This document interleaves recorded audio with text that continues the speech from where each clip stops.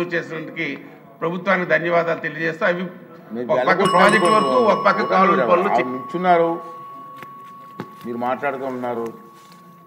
ధన్యవాదాలు అధ్యక్ష.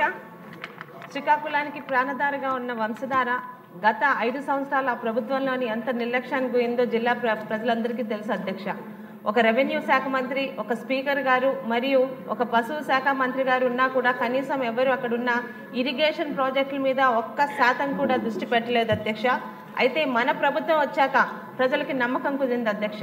దానికి ఉదాహరణ 5 సంవత్సరాలు పలాసకి కనీసం వంశధార ఎడమ కాలువ ద్వారా ఒక చుక్క నీరు అందించలేదు అధ్యక్ష. మన ప్రభుత్వం వచ్చిన ఒక నెల రోజుల లోపలే కలెక్టర్ గారు మరియు అధికారులు, జిల్లా మంత్రి గారి సహకారంతో 5 సంవత్సరాలు వాళ్ళు తేలేని నీటిని పలాసకి జూలై నెలలోనే తీసుకొచ్చి వాళ్ళకి అందించాం అధ్యక్ష. అయితే ఇది 1 సంవత్సరంతో సరిపోదు.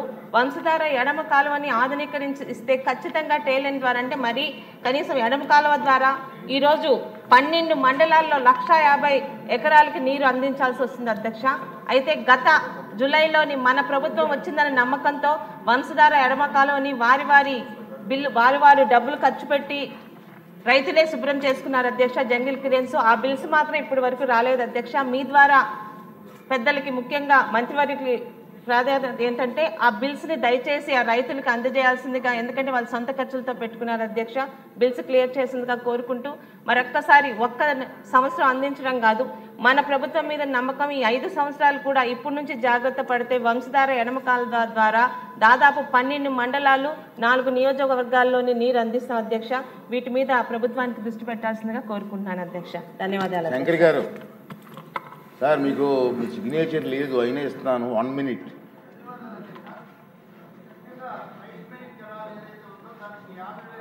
ఆయకట్టు అధ్యక్ష, దాంట్లో 30,000 ఎకరాలు దాదాపు నా నియోజకవర్గంలో ఉంది అధ్యక్ష. మాది థైలాండ్. దీంట్లో 37 TE పనులు ఇంతవరకు ముగింపు అవ్వలేదు అధ్యక్ష. మొన్నే అది క్లోజ్ చేయించాము, మళ్ళీ రీఎస్టిమేట్ వేసాం.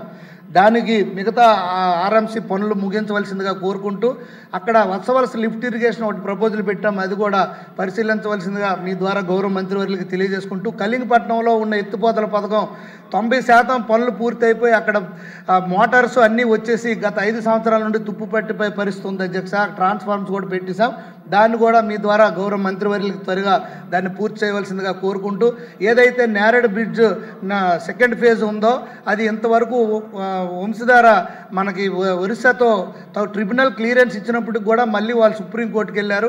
ఇప్పుడు మనకి NDA గవర్నమెంట్ ఉంది కనుక అది తేలిస్తే మా జిల్లాకి జీవనాడి అయినటువంటి ఈ సెకండ్ ఫేజు క్లియర్ అవుతుంది అధ్యక్ష. సైడ్ వీర్ ద్వారా ప్రస్తుతానికి ఫ్లడ్ ఫ్లో కెనాల్ ద్వారా నీరు వస్తుంది. ఆ నీరుని లిఫ్ట్ చేయడానికి కోసం గత ప్రభుత్వం 175 కోట్లు మంజూరు చేస్తూ 5% పనులు కూడా చేయని పరిస్థితి అధ్యక్ష. అది లిఫ్ట్ చేసి మాకు 90% పూర్తి అయిపోయినటువంటి మా రిజర్వాయర్లో హెర్మండలం రిజర్వాయర్లోగా నీరు పెడితే ఆ వాటర్ని మళ్ళీ గ్రావిటేషనల్ ఫోర్స్ ద్వారా నదిలోకి వచ్చి మళ్ళీ 2 కెనాల్స్కి కూడా నీరు వెళ్ళడానికి అవకాశం ఉంటుంది అధ్యక్ష. దానివల్ల మీ ద్వారా గౌరవ మంత్రివర్యులకి నేను కోరుకుంటున్నది ఏంటంటే ఈ లిఫ్ట్ ఇరిగేషన్ ఏదైతే ఉందో 175 crores దాన్ని అలాగే